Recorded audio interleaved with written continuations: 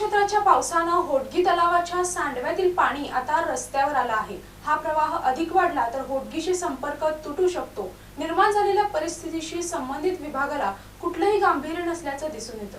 उत्तरा नक्षत्राच्या दमदार हजेरीनं होडगी तलावाच्या सांडव्यातील पाणी पुलावरून वाहू लागलंय।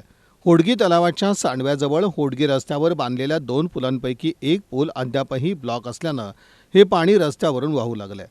आणखीन मोठा पाऊस झाल्यास सोलापूर होडगी रस्ता बंद होण्याची शक्यता नाकारता येत नाही।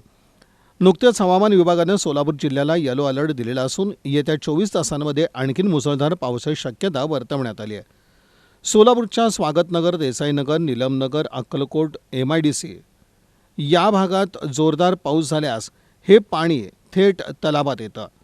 त्यामुळं सोलापूर होडगी रस्ता या पाण्याच्या प्रवाहामुळे बंद पडण्याची शक्यता नाकारता येत नाही।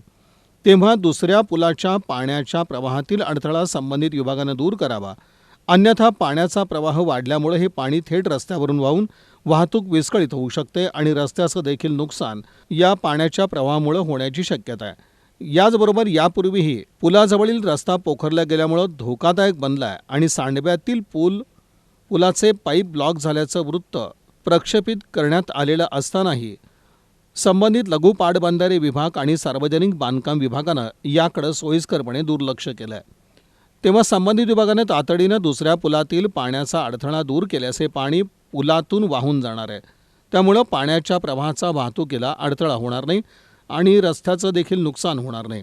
यावर सार्वजनिक बांधकाम विभागाचे उपअभियंता शैलेंद्र गुंड यांच्याशी संपर्क साधण्याचा प्रयत्न केला असता त्यांच्याशी संपर्क होऊ शकला नाही।